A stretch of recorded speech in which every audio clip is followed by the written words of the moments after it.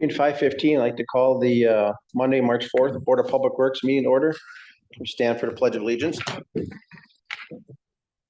I pledge allegiance to the flag of the United States of America and to the republic for which it stands, one nation under God, indivisible, with liberty and justice for all.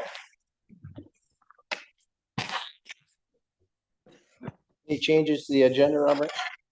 No changes. Okay, I'm looking for motion. John. I need a second. Motion made by Mr. Barrington, seconded by Mr. Ritchie to approve the agenda, to adopt the agenda. Any other discussion? All in favor signify by saying aye. Aye. Opposed? Belinda, your vote? Aye, sorry, I couldn't unmute. Motion carried. Public input. I'm Lynn Tank, and I'm coming to discuss the additional customer parking in the parking lot. Lynn, could I have you step? Oh, we're bringing you a microwave, microphone, not a microwave. The microwave won't help much. No. My name is Lynn Tank, and my building is located at 221 West North Water Street, directly across from Jolly Rogers Pizza and directly to the east of the new parking lot that you guys put in. I am grateful for the additional customer parking. I'm a member of the Project 2024 committee that was trying to meet the requests of the citizens of New London and getting more downtown parking for the shopping, restaurants, and service. The blacktop in the area is great. We had a lot of potholes before, and the new apron behind my office is greatly appreciated. I may have to use that back entrance this summer during the additional construction, so I'm really happy to have a safe entrance to my building in the back. My customers are having difficulty finding a spot in the new south lot due to the residents parking there. I do support a designated area for the residents in the north lot. These residents were always parking in the north lot pre-construction, but had to park wherever they were able to find a spot. If you designate that northernmost row to be exclusively permit or resident parking, you're going to make it easier for them, as they will always have a spot. There won't be any unpermitted vehicles, is my assumption, that will be allowed to park in their designated area. This will also allow the New London Police Department to enforce this rule, which is also a concern of mine. Whatever you decide, I'm really concerned that you actually enforce whatever that rule is. Thank you. Thank you, Lynn. Thank you. Any other public input? Seeing no other public input, I do have one thing. We had an incident down the boat landing this weekend where a certain raft damaged some docks and caused some damage, and we had two aldermen witness it.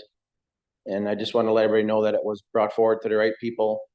And we'll move forward and find out what's going on and any damages. And we know who the person is, so it's not like it's somebody that we don't know. We just made a mistake about not calling the cops instantly. Kind of our fault, but we still have something to go back on with pictures and stuff, so. That's all I got on that. Any other, we're good?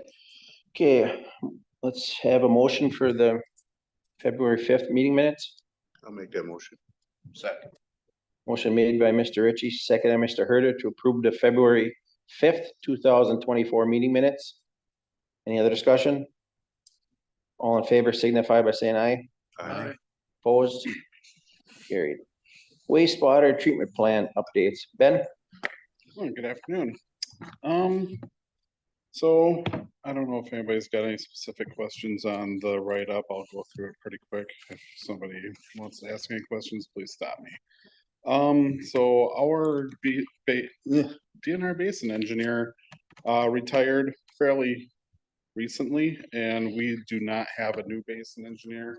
Heidi Marquis Schmidt is our interim one, but she also she supervises all the other basin engineers, so hopefully we don't have any issues where we need to contact her. I did send her the ferric chloride polymer dosage standard operating procedure manual that I wrote up for the city. I have not heard back from her to see if it's what they want or if I need to change anything. I'll keep you up to date if they get back to me. So phosphorus, we all know that's been a hot topic for the longest time. Next month, I believe April 1st is when the water department's going to start adding the phosphate to sequester the lead. One of the problems for us is that type of phosphate makes a coating and it's like a chain. Our ferric chloride, which is the only thing that really breaks anything or gets the phosphorus out of the water for us right now, only attacks or attaches to ions. So something's got to break those chains prior to our ferric chloride use, taking it out of the system. So we're not really sure how this is going to work. We might end up violating our discharge permit starting April.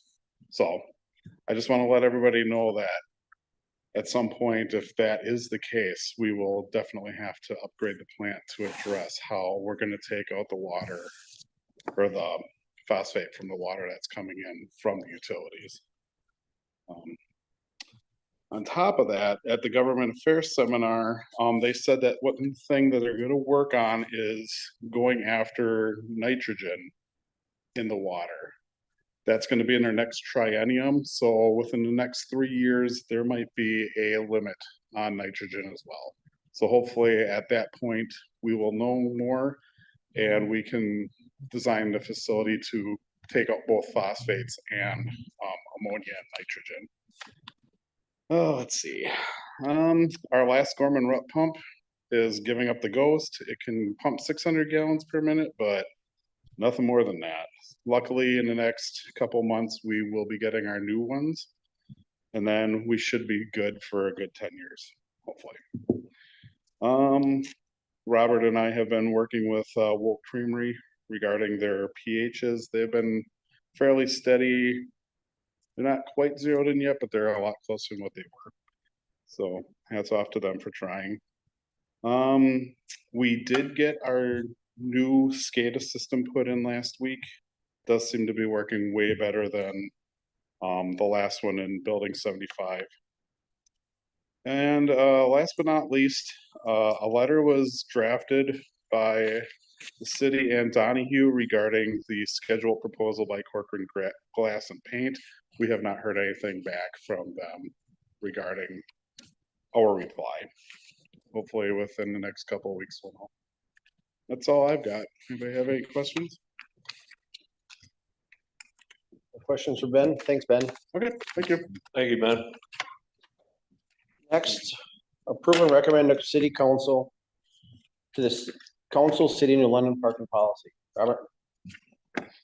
Okay, I thought I'd start it off by kind of recapping what we all went through up until this point. Just a very brief overview, but it kind of provides a little broad range of what actually took place during this whole parking policy travels, so to speak. At the June 5th, 2023 Board of Public Works meeting, the initial parking fee conversation started on the premise that there should be some type of fee for residents that park downtown full-time. I researched some other communities at that time, approximately our size, for parking and fees associated with that parking. We discussed my findings at that meeting, and at the end of the discussion, parking was tabled for a future agenda. In September, it was brought back to the board for several reasons. One of them being a conversation I had with a business owner downtown that was looking to improve the building that he purchased and talked about having tenants move in up above. He was concerned about the ability for those tenants to park.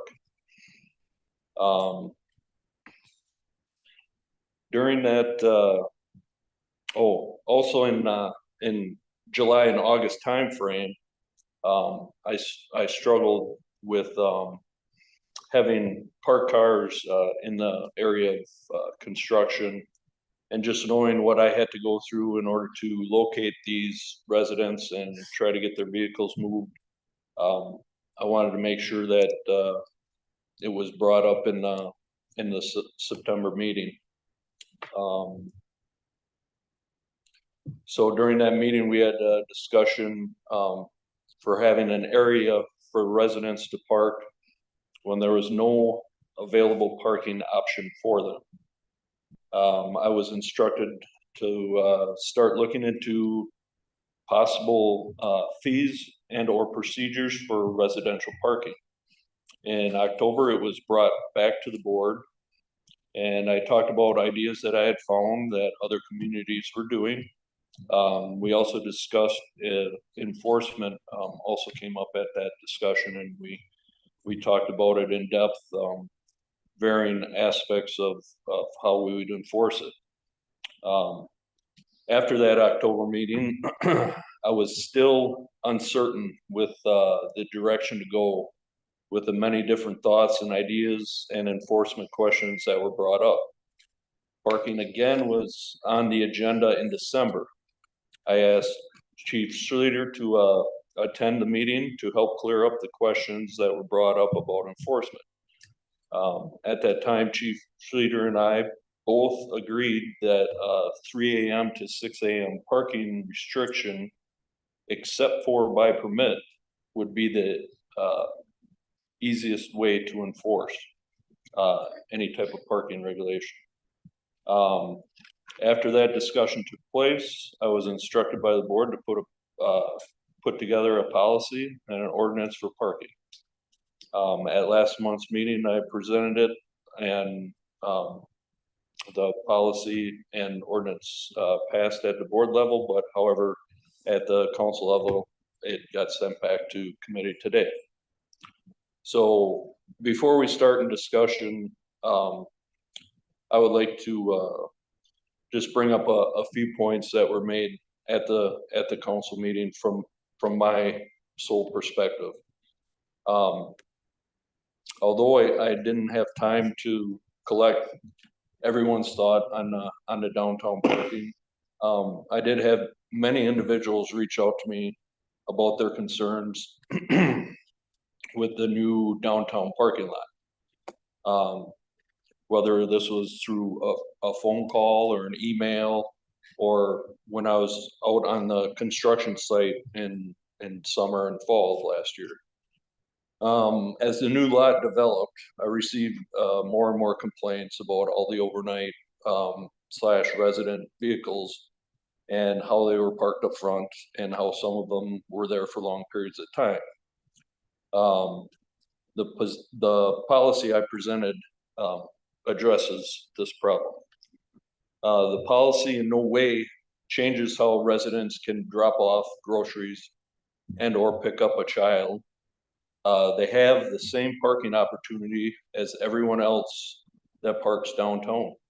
The municipal code allows parking on North Water Street from Shawano Street to Pearl Street, and Pearl Street from North Water Street to Beacon Avenue, except from 3 AM to 6 AM. Both those streets have a 2-hour parking limit from 8 AM to 5 PM, except for Sundays and holidays. Within that 3 AM to 6 AM timeframe, anyone can still park in those areas for up to 30 minutes for dropping off or picking up. The policy does not change that. It only allows residents the opportunity for a parking spot for the whole time period from 3 AM to 6 AM without having to worry about receiving a parking ticket if they have a permit. Everyone that resides in the downtown district that has no parking option to park their vehicle other than in a city parking lot will have the opportunity to register for that permit. It would not matter if it's 5 spots, 25 spots. The fact is that they have to park their vehicle somewhere. There would be no more or no less vehicles in that parking lot regardless of this policy. I know the winter was mild with very little snow, maintenance required. There was still snow to move and vehicles to go around. Do we want this to be the situation where we get a lot of little snow events or a lot of snow in general? and then the parking lot becomes hard packed and forms into ice. If there's a bunch of cars scattered about, like in the 24-hour parking scenarios, you would have to go around all these cars, putting yourself at more of a risk for an accident while plowing. This year, we had cars parked in the same spot for days after the storm we received. Even after issued parking tickets to these vehicles, they still remained. It was not until I reached out to the police department and with their help, asked them to contact the owners to get them moved.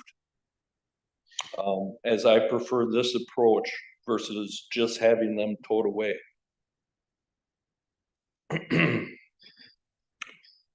How much would it cost that individual if I had them towed away versus an annual parking permit? I'm not in the business of towing, nor do I want to be. But it'd just be nice to have that information that I could contact them and get that vehicle moved. The policy I created solves that issue. I reached out to Chief for the scenarios that were brought up about a babysitter that has to come and babysit and maybe run into the hours of 3 a.m. and 6 a.m.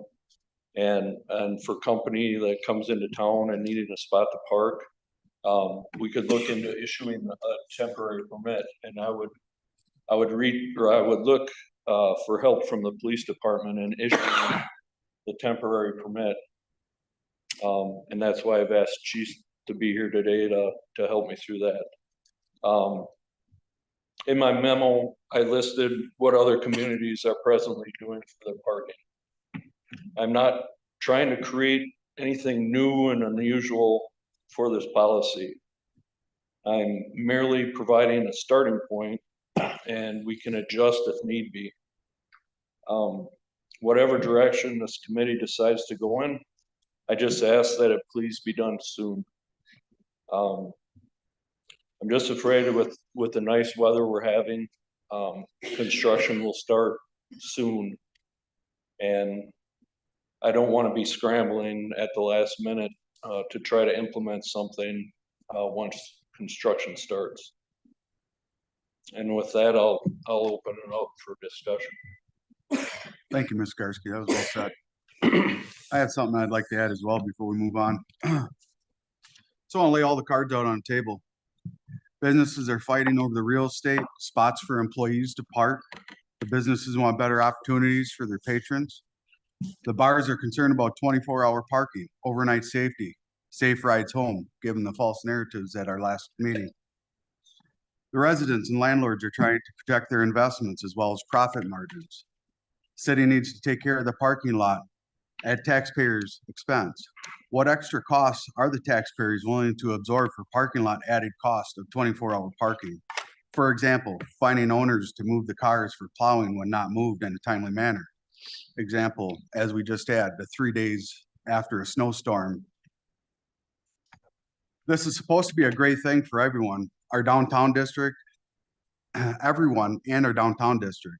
And it seems everyone wants to claim stake in it. Committee came up with the solution, sent it to council, council sent it back to committee. I want to know what works for us all. As we can see, there's only 2 here in the audience today, 13 empty chairs back there.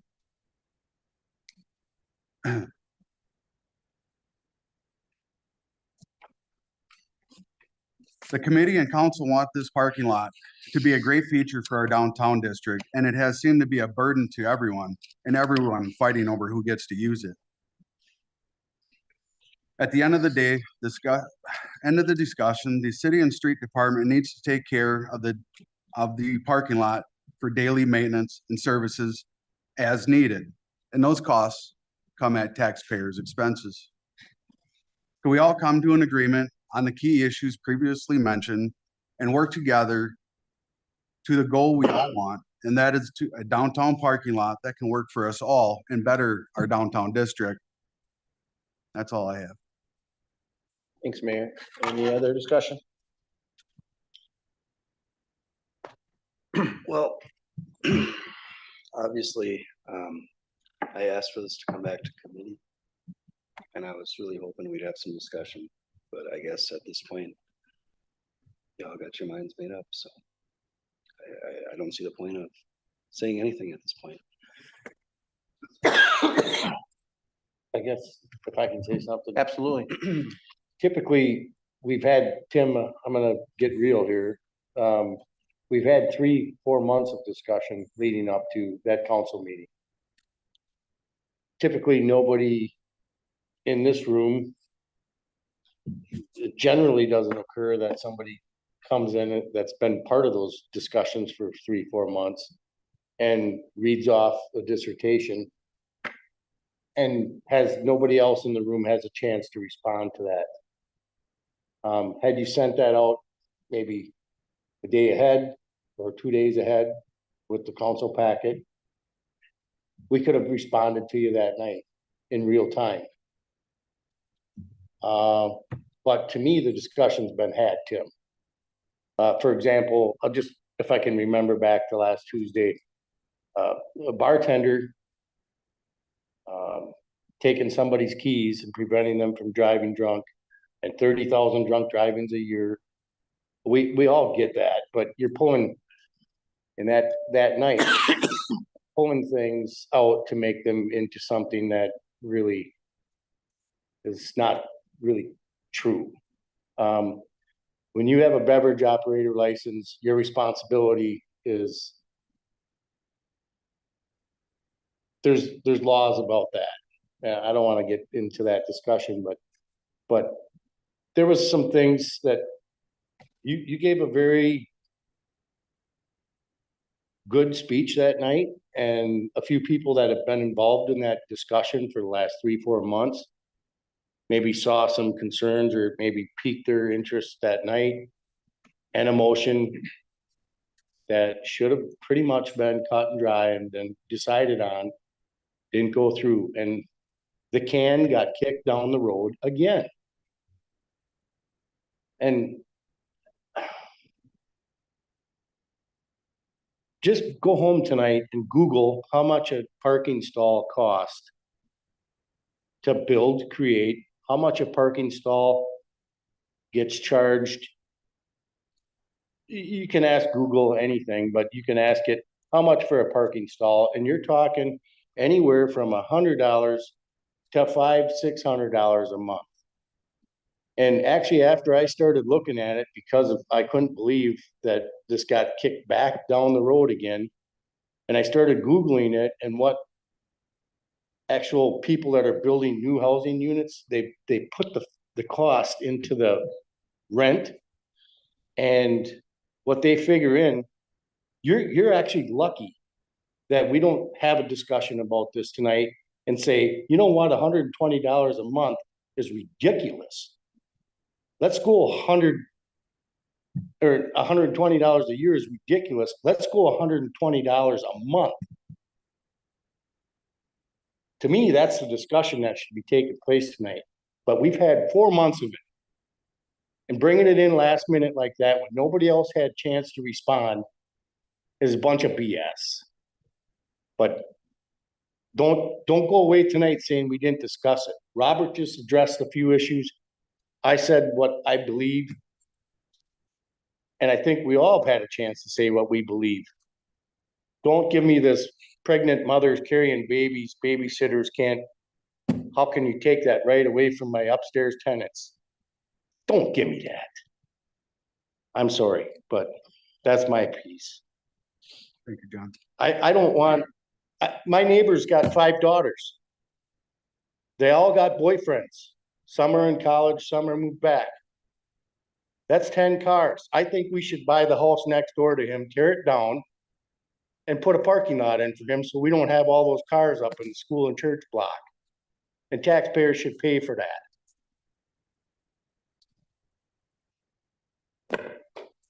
Yeah, we value those business owners down there and we did something for them, but if you're a landlord, I see you going to bat for your tenants and stuff, but either charge more rent.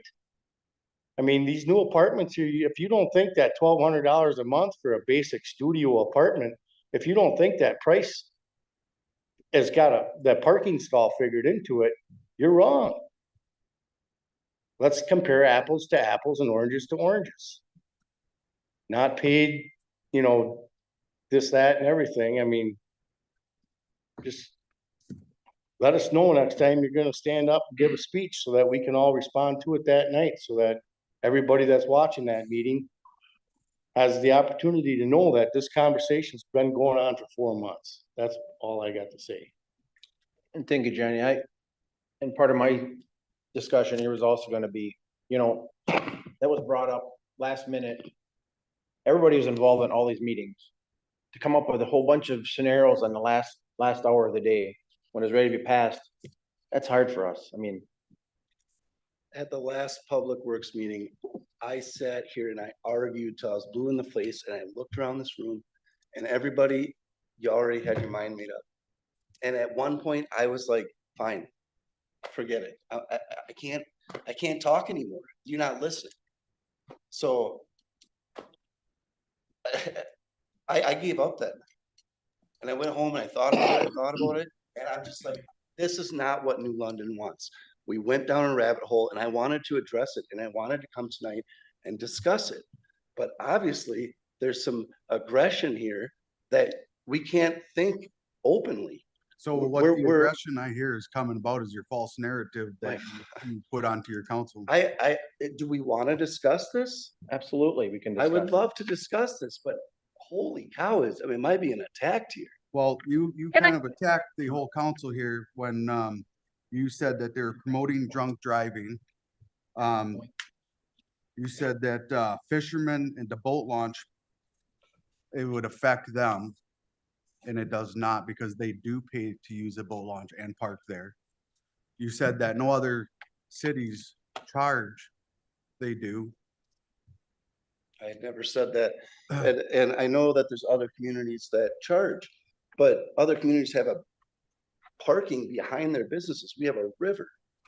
We're very unique, just because everyone else has it. I mean, when I was a kid, my mom said, everybody jumps off a bridge, you know, do you do it too? I mean, we don't have to be like every other community. Let's talk about New London. Even this no parking between 3 to 6, how does that fix anything? Because all the tenants are gonna be parking in there all day long, and they'll move their car at 10 o'clock, 11 o'clock at night. There's not gonna be more customer parking. They're gonna park up front.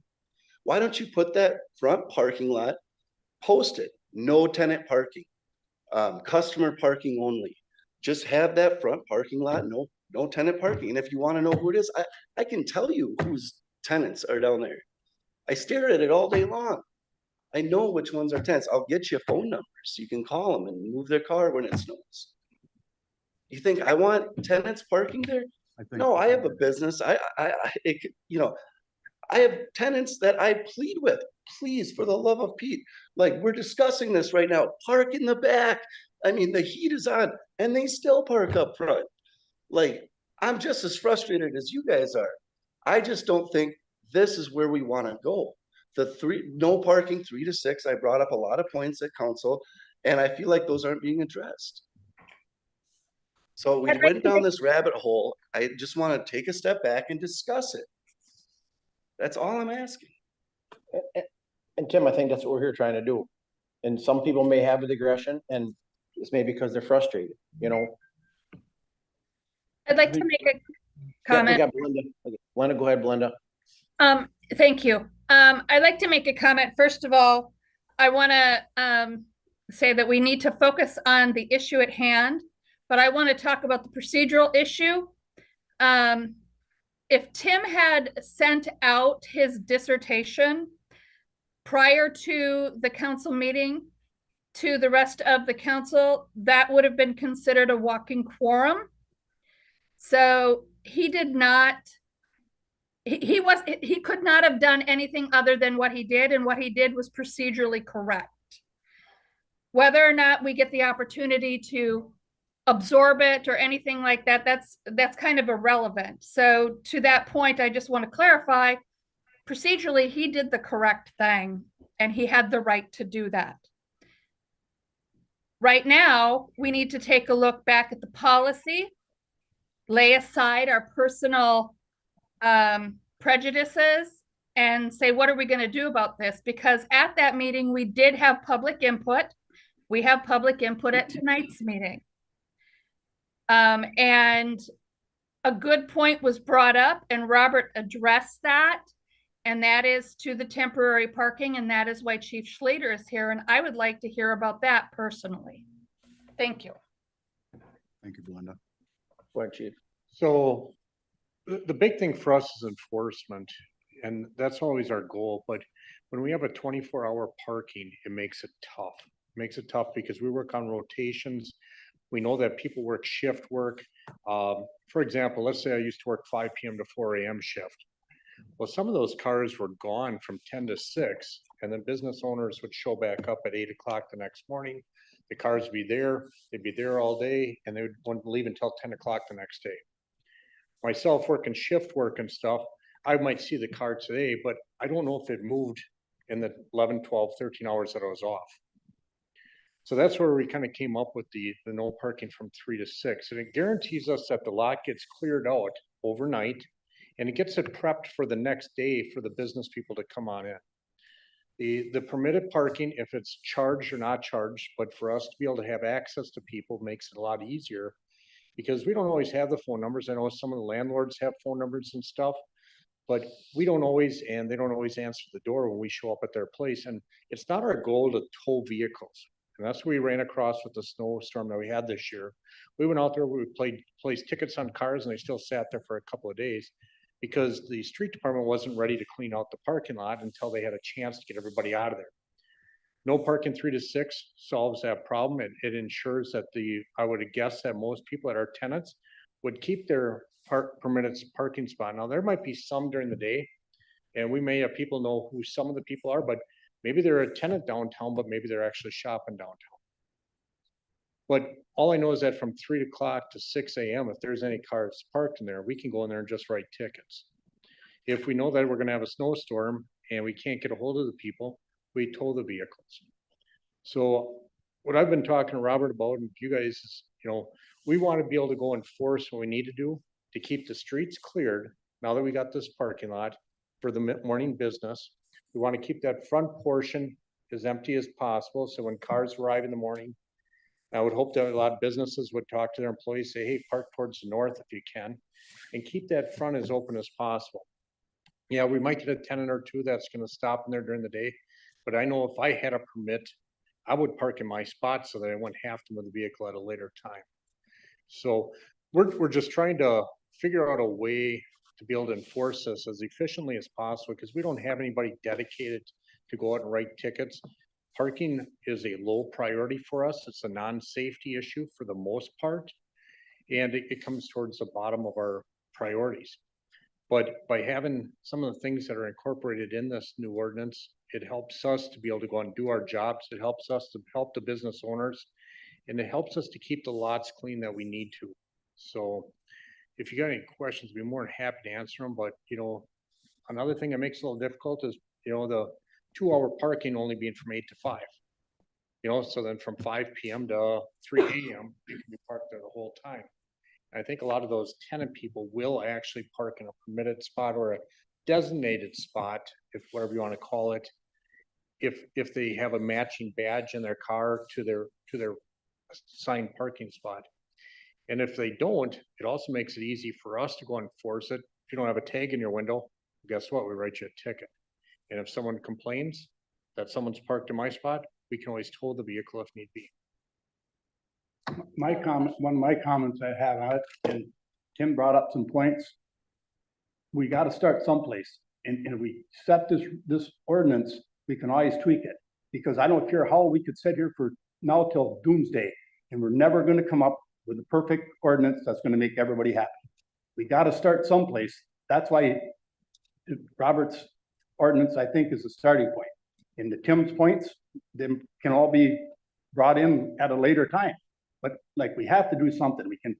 We've been beating this thing for so long that we got to do something with it. That's my only feelings on it is we got to start someplace. Charlie? What if we go back to this, no resident parking in the new parking lot. If I was if I lived upstairs one of them stores, I'd be more than happy to have my own parking spot. You guaranteed where to park. You could park on Main Street to unload, but if you're parking in that new parking lot, you're taking up space from the shoppers. If we could enforce that. No. You know what I'm saying? No renters can park in that new parking lot. That's public parking lot. You talking about the is what upfront I'm part? saying. You talking about the upfront or the whole thing? Between the two, Building? between Cellcom and, It's up here if you wanna look, Charlie. South side. pardon? You can reference up here so you can Yeah, explain better. between Cellcom and the other one, yeah. Just this part? So it No makes, tenant parking. It does make it hard though to enforce it, because what if they are a customer during that time?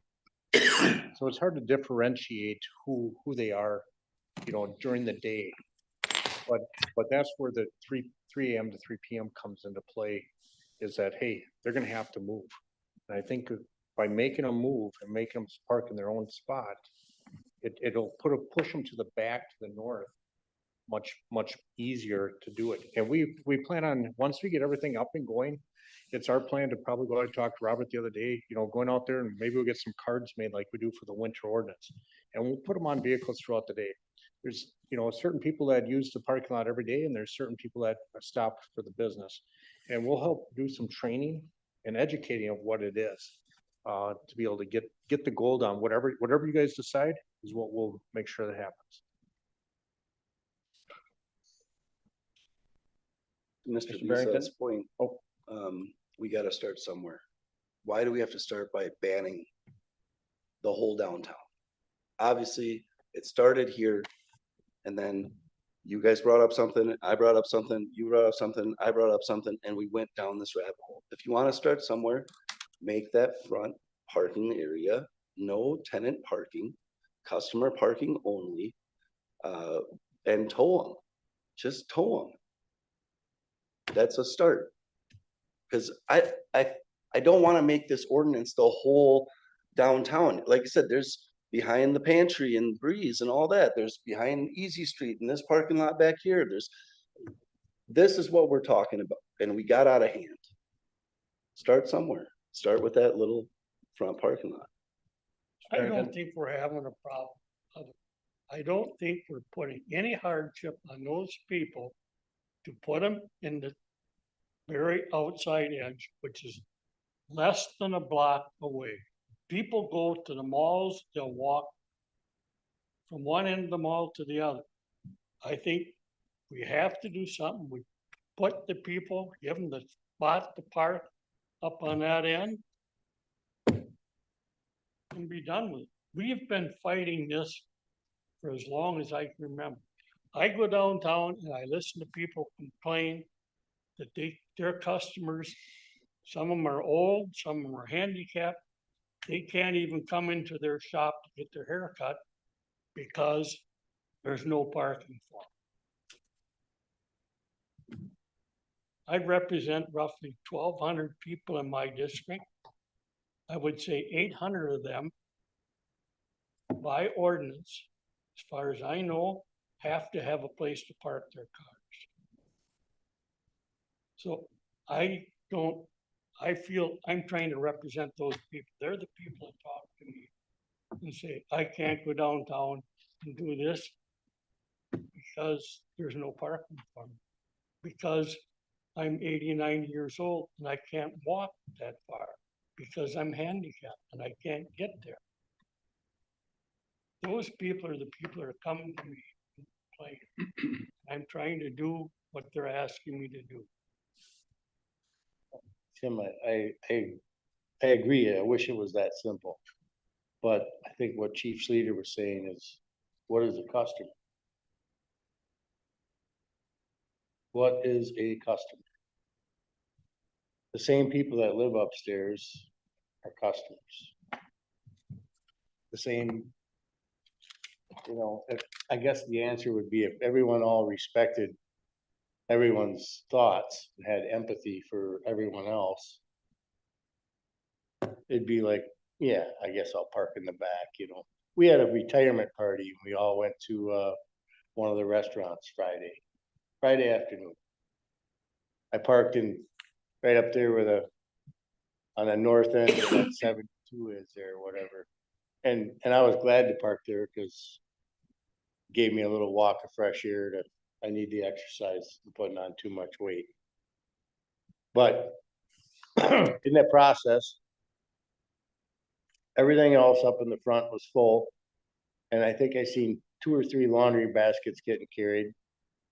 And, I seen some precious little kids that I definitely didn't want, you know, to have to walk farther across parking lots with their parents and stuff. But, you know, what is a customer? And I agree with what Chief Leader said, you know, just give this a try. You know, other than parking meters, I don't know how to really, and that the city's done. You can see this, you can still see where the metal posts are cut off on the sidewalk. But, you know, that's another option if you really don't want, you have to define what is a customer, and that's very difficult. Because I could be a tenant, I could live upstairs of any one of those places down there. At any time, I'm a customer at the antique store, I'm going to get a consultation at Lynn's place or getting my hair done. It's difficult, it's a tough one. I do wanna say, Tim, that my mind is never totally made up going into a place. And I'm sorry if I felt like I was combative or whatever. Or if you felt that, but that's just my thought on it. It's a tough thing. I have Go ahead, Belinda. I have a question about the policy as I'm reading it in here. Is this the policy that went to committee or went to council? Because I'm reading in here, it says 1 permit will be issued per resident. Resident must have a valid driver's license and a legally registered licensed vehicle. I thought we had changed that verbiage before it went to council last time. We did, and I must have submitted the wrong one. I had both on my screen at the time. I swear I had the right one in there. But yes, that is the line we changed. And It are we said going- 1 permit will be issued per resident, per registered or legally registered licensed vehicle. And that is my error. I thought we had changed the 1 permit as well in case, you know, I was married and both vehicles were in my name.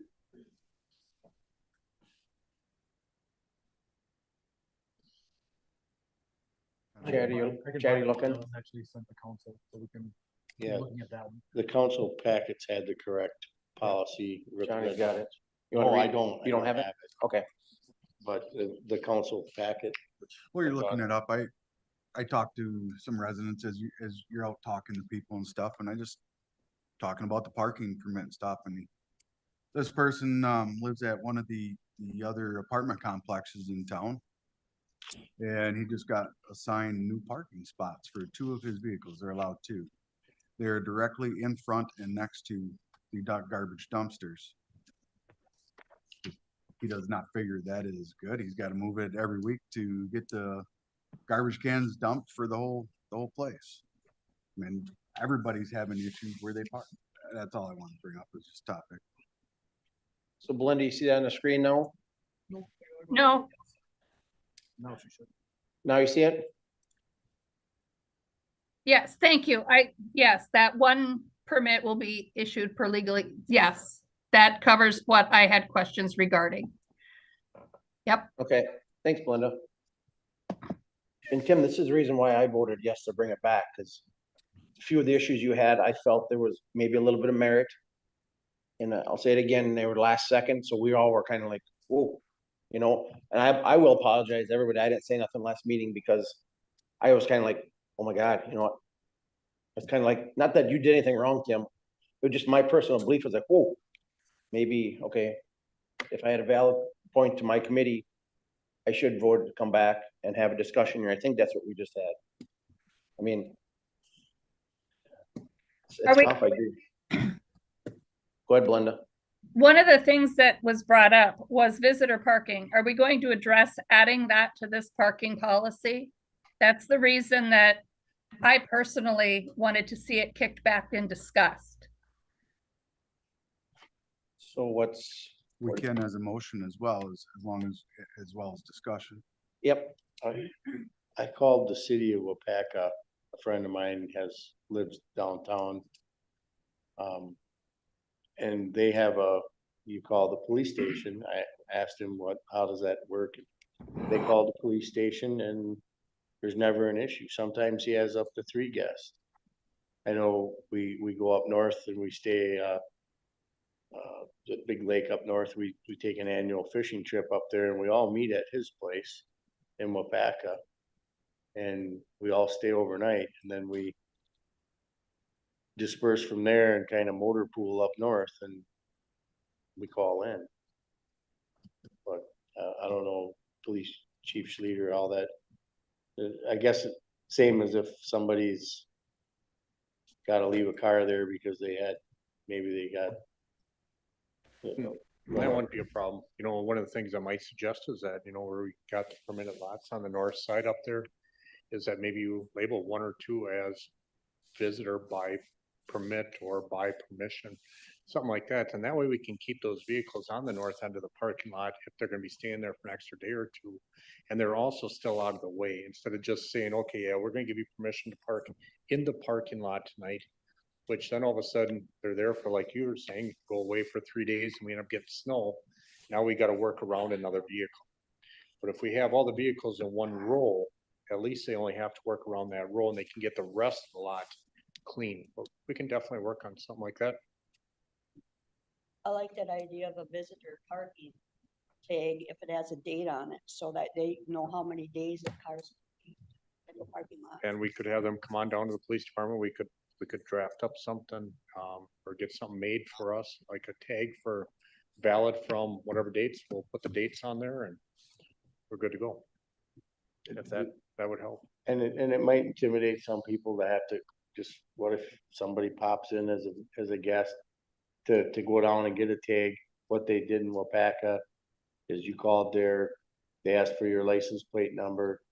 And I can't remember, they might have a place where it is designated visitor with permission. Yep. Like you said, but they didn't have to go down and get like a tag or nothing. They just called in their license plate number and then We could do something like that too. they did stick to it. I mean, you have to move it when, you know, they tell you, they ask you how long you're gonna be there and then you have to stick to your. I think that's sensible, Mr. Fisher. I agree with you that who's gonna want to go down there and get another tag? Maybe they're staying over a night because they are drinking. The same reasons why we're talking about everything else. Yep. But a simple phone call to the police station, let you guys manage that how you wish. Yep. With some parking stalls designated and stuff like that. I see that as a perfect solution. I just like them designated on the north end, like I said, so that we're not occupying up front for the next day for the businesses and stuff though too. That way they're kind of out of the way a little bit, tucked away. That was also, I thought, Tim, that was a valid, good point that was brought up last Tuesday. And Linda just brought it up again. I'm glad she did because that is, you know, we want to encourage people to be social in this time of non-social times. So visitors are a part of life. We want to welcome visitors in our town. Seems like all of our discussion is about this parking lot, okay? Fine, let's do it. I'll vote yes tonight. If we subtract all the other parking lots, this is the problem. Let's address this one. We don't need to be making an ordinance over there behind, you know, Cruise and, you know, all those places. We don't need to make an ordinance all other places. Focus on that. That's what we're all discussing. So I guess if there's a compromise in here, I would like to see just focus on that parking lot, because that's where all the discussion is. I would like to understand why it, like, crews would not be included in this, because don't we have to clear that parking lot as well? Isn't that still city property that needs to be maintained and plowed? I'm And not we've had- understanding why that's would be excluded. And I was just gonna bring up the same thing, that we have had problems in that parking lot as well. I get reports every winter of people parking there and getting citations as well. But I'm not off of Tim's spot to start someplace. You know? I think we can all agree on starting someplace and maybe look at each individually separately. Like Mr. Garcia said, he wants to get the ball rolling for construction season. And I thought at one point, somebody on, I don't remember who it was, brought up that proposed you to check all the lots out. I think that's why maybe it was pushed that way. It was brought up by somebody, and I don't recall who it was, to look at every lot, and I think that's why they're all included, Tim, and I don't remember who it was. So can we add a line to this parking lot policy? I'm not on the committee, I can't make the motion. But a line that would say visitor parking, visitors will be allowed to park in designated visitor parking. And then something about how they, you know, with permission via the Public Works Department or the New London Police Department. Something like that. And then how they manage, how we get it managed, you know, the details, the minutia, whether it's a piece of paper on the dash or a different type of placard or just taking down the license plate number for a few days, it can be hashed out. We can do it by just license plate if they call in to make it simple. But I would suggest it comes through us, not through, you know, the Public Works Department, just due to the fact that we're working on the weekends and stuff. They might not be able to get a hold of them. And the communication process, you guys are taking care of it Exactly. from start to finish. Yep. Make it easy. I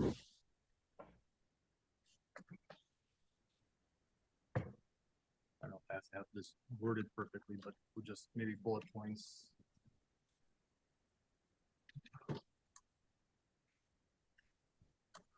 Permission by via police department. Police Department.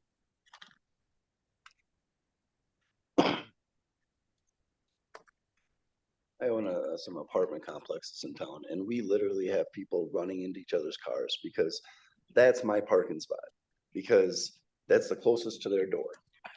I mean, it's unbelievable. There is no designated parking there.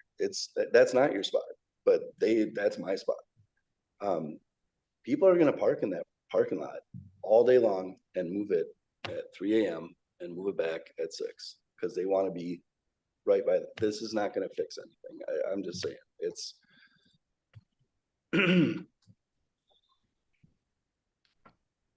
Well, I don't think you should exclude the other parking lots that the city owns.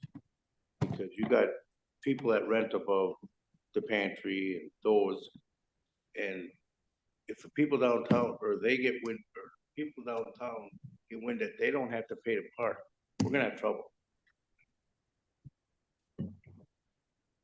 You should treat every city parking lot the same. Well said. As far as I know right now, I know we have a delivery vehicle at 301 North Water, or Pearl, I mean.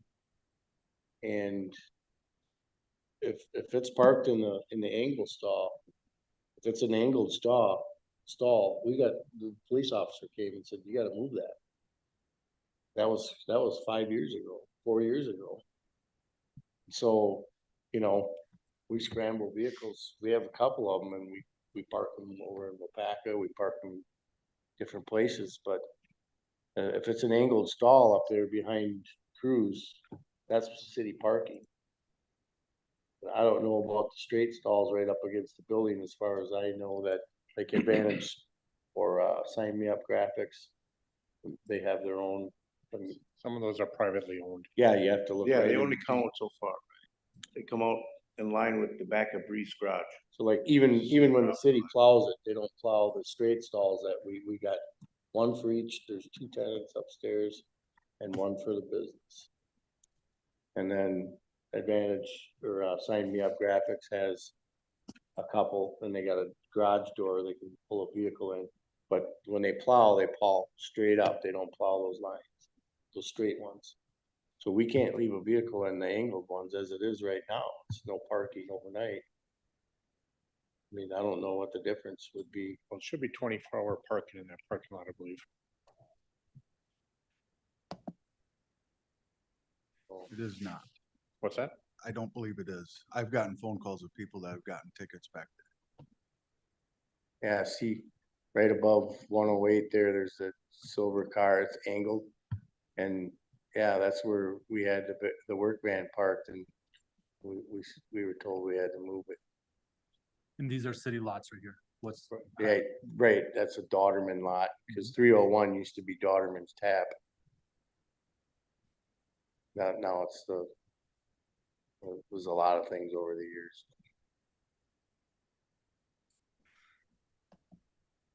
So, I mean, I don't see why excluding the city maintains parking lots. I don't see why, and they plow them, you know, they all gotta be plowed and cleaned and maintained.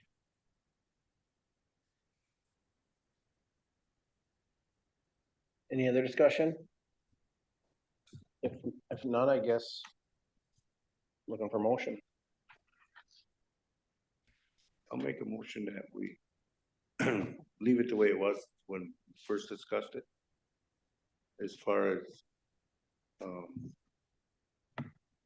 having designated areas downtown here and charging the residents or the tenants $10 a month, $120 a year for parking, and do the same for the other lots that the city owns. So in your motion, are you including that change in that verbiage for that? Yes. And what about the verbiage for the parking that's on the board? The verbiage for parking Well, lot. it's, this would be an additional thing that's not on the proposal right now. Yeah, to allow, if they got people that come and stay for the weekend or whatever, get permission from the police department and put that in the ordinance too. That'll allow them to park. So I'll just get the motion clear here. The motion as presented with the line change of what did it actually read? I want to read it correct. One permit will be issued per legally registered licensed vehicle. And with the addition of the visitor parking allowed for prior permission per police department. Yes. Motion's been made. Second. Motion made by Mr. Ritchie, second on Mr. Hurd to what I just explained. Do I gotta say it again? I'm good. you explained it. Okay. Yep. Any further discussion? All in favor signify by saying aye. Aye. Opposed? No. Motion carried. I just would like to add, it was a great discussion. And it's gotta be had sometimes and let's move on. Next is to approve and recommend the council ordinance modifying parking limits to designated streets and city properties. Thank you, chief, before you leave. Thank you very much. Robert? Hold on, Chief, you might want to be here for this one too. Okay. Sorry.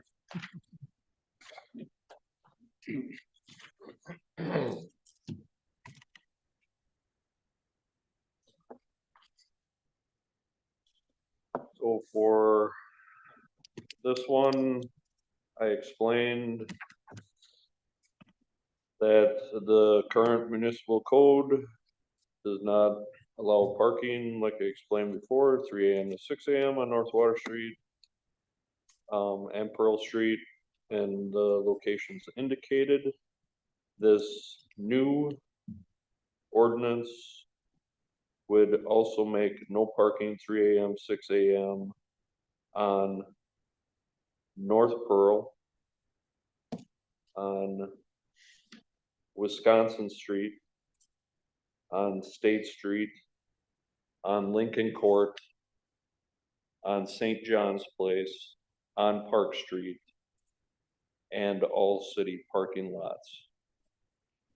The reason, as I explained in my memo,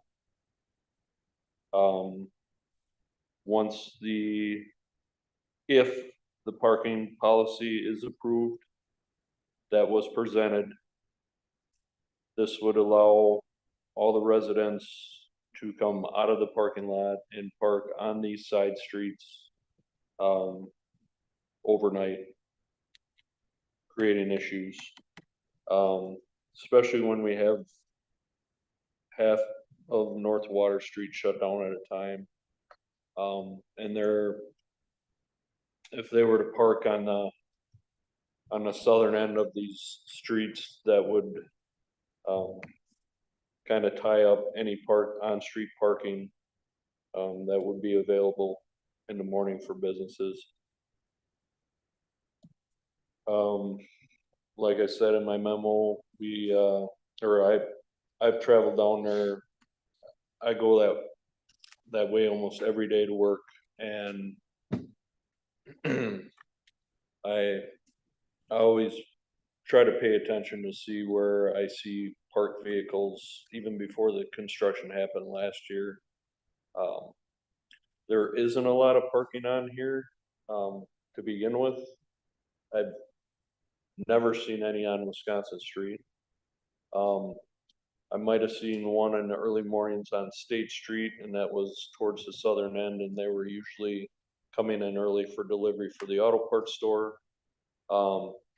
Lincoln Court is really a non-issue because of the way that road is set up and the road easement that we have through there. There technically can't be parking on that street anyways. I've never seen them early in the morning on Park Street, and only on the southern end of St. John's right now. It would just be nice to have this in place.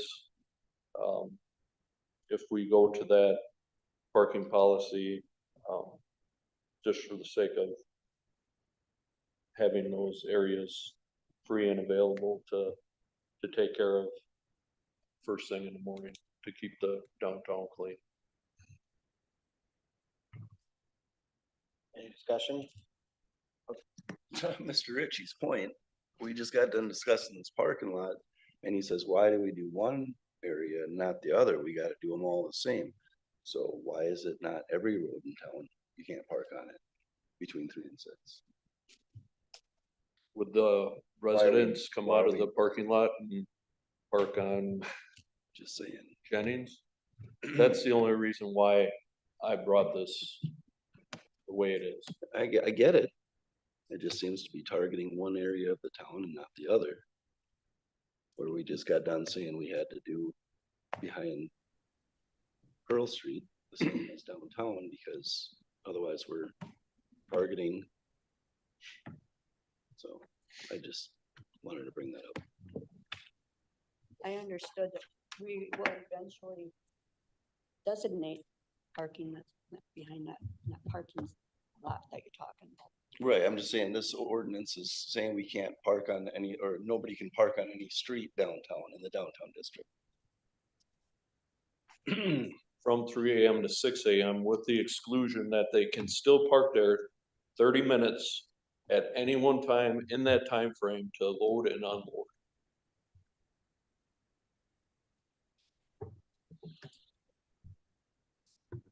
Any other discussion? I look at this ordinance, just to clarify the question, from my perspective, I look at this ordinance as targeting the downtown because we are targeting availability for people to get to businesses as early as possible in the morning and have all of the roads taken care of. If I'm not mistaken, we have a city plowing plan that makes sure that we are targeting certain areas of the city for cleanup and passage sooner than we target other areas of the city. So the reason we're looking at this as no parking is for the purpose of accommodating our businesses and those who are doing business downtown so that people can get in and out and get business done. I have never in my life done business on Jennings Street. So that's what I'm taking this as. Correct me if I'm wrong, Robert.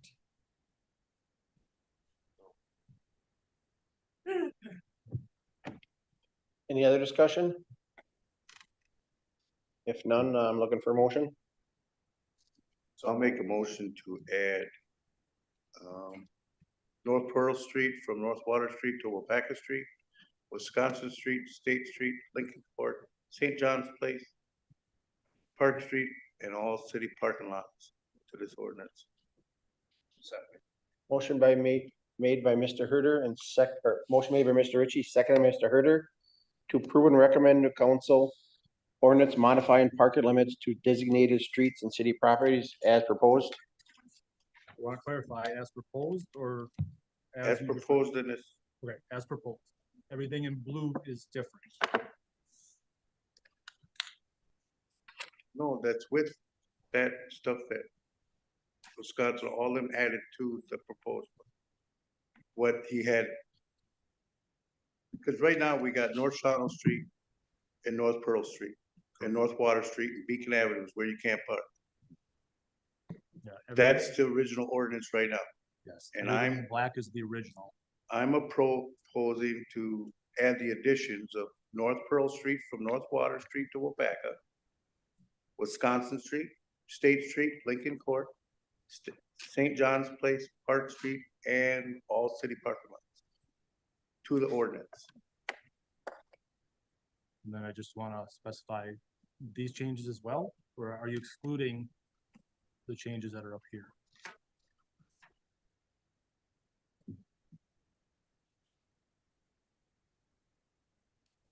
Well, those ones too, where the government, or whatever, that's in the blue. So I'll just re-say that motion that is in, he made a motion to approve and recommend council modifying parking limit ordinance to design streets and city property as proposed, including the highlighted blue statements. Any other discussion? All in favor signify by saying aye. Aye. Opposed? Motion carried. Thanks, Robert. Approve and recommend, Belinda, were you in on that? Yeah, Okay. Approve and recommend to council agreement with McMahon for general engineering services for the city of New London. Robert? For this agreement, it just includes, or this agreement would pretty much cover, all the little things that come up, unscheduled items that, we need some type of recommendation from an engineer, to go ahead with a project or, find out specifications, everything, that you would seek engineering services for, but on a small scale, not on any large projects. So the cost would, be under 5,000 or less for those services. We do have that, section for engineering of this type, on this level, in our operating budget already.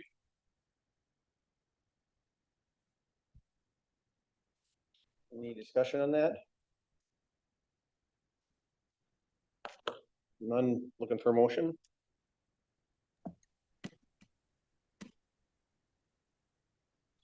We'll make a motion to approve, recommend the council agreement with McMahon for general engineering services for the city of New London.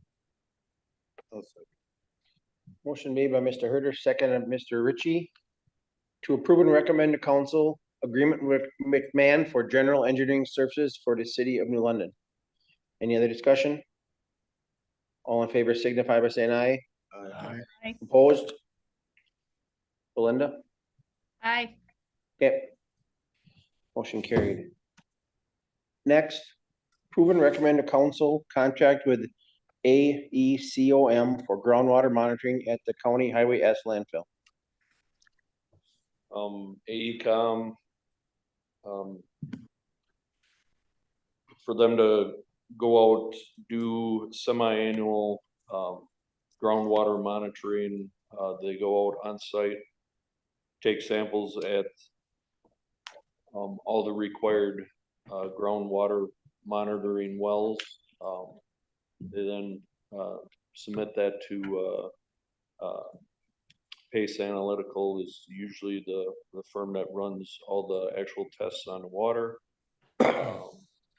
They go through, filling out the, GEMS report that has to be filled out twice a year, usually in spring and then again, in October.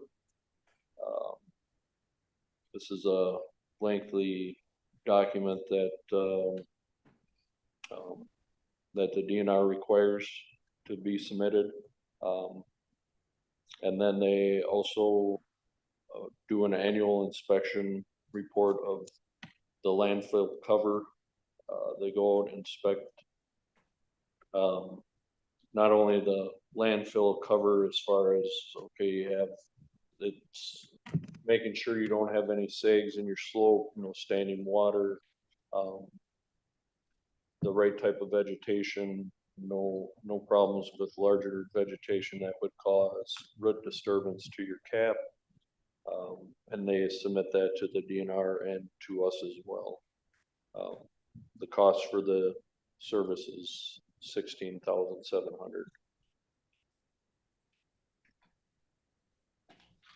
Any discussion on that?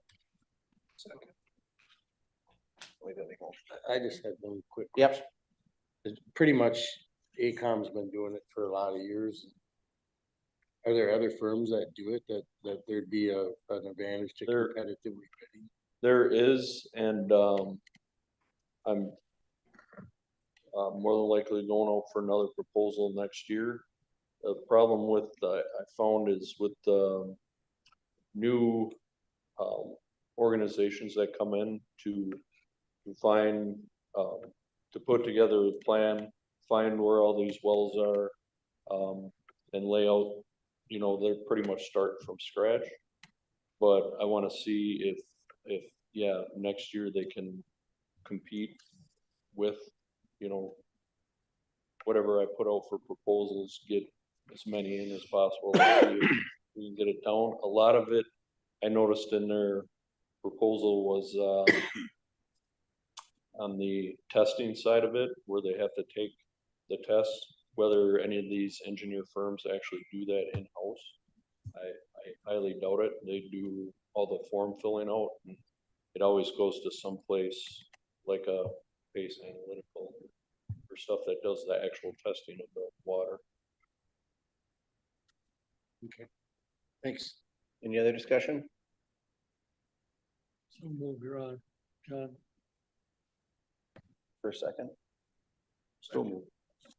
Motion made by Mr. Barrington, seconded by Mr. Herder to approve and recommend the council contractor, the AECIOM, for groundwater monitoring at the County Highway S landfill.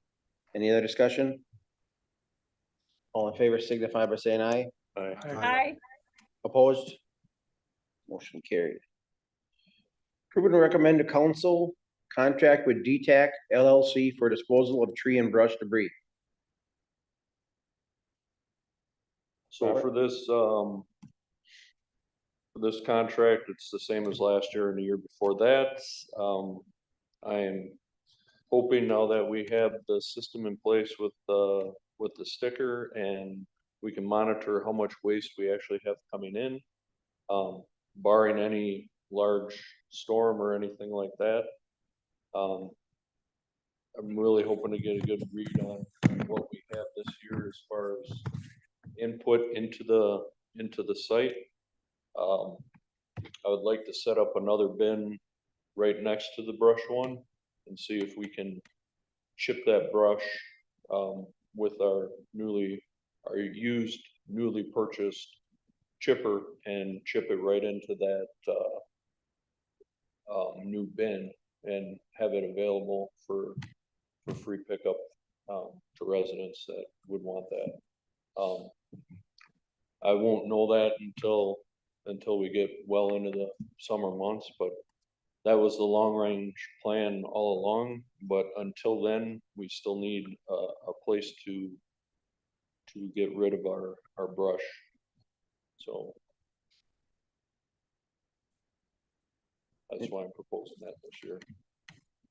Any discussion on that? So we're paying the same amount as we were before? And now we have the gate key? Is there like tonnage on top of it, or is it just a flat rate? Flat rate. Don't you think we'd anticipate a smaller amount of waste this year? Yeah, and I told them the same thing last year, and they're holding at their 12,000.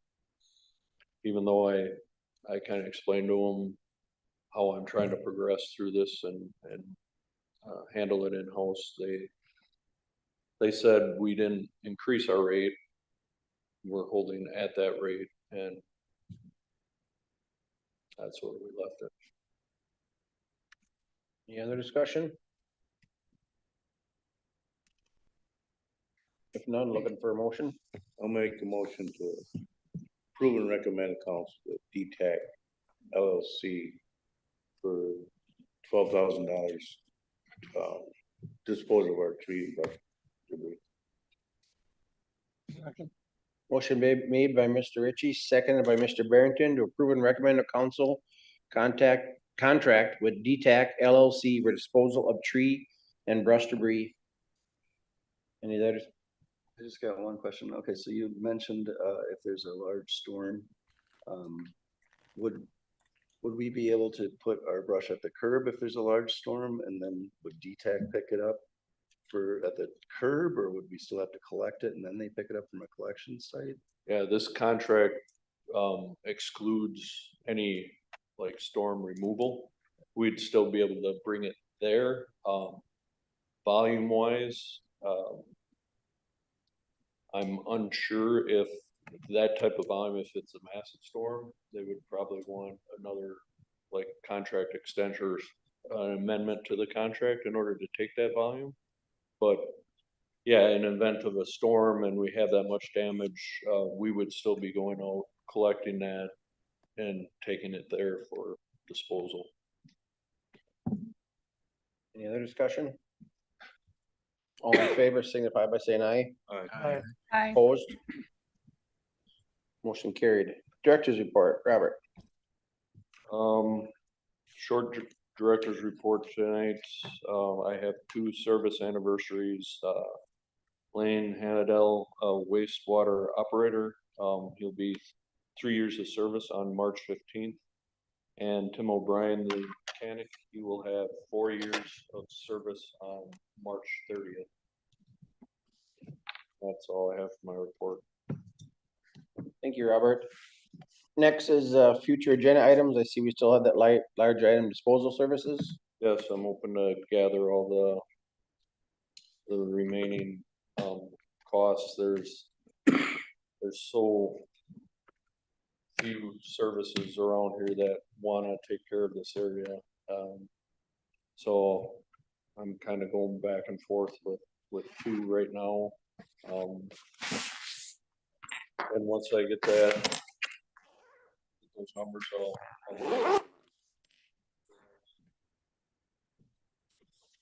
Board of Public Works. Thanks, Mr. Garsky. Discussion next Board of Public Works meeting. So I am I'm out of office last week of March. So I would ask that we try to move it to April 8th, if that works for everybody, instead of the 1st. I could do the 1st, but it would just be very hard to get my packet out the week prior. Does anybody have an issue with the 8th?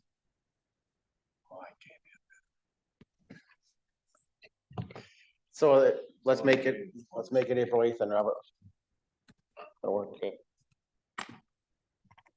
If nothing else, looking for a motion to adjourn.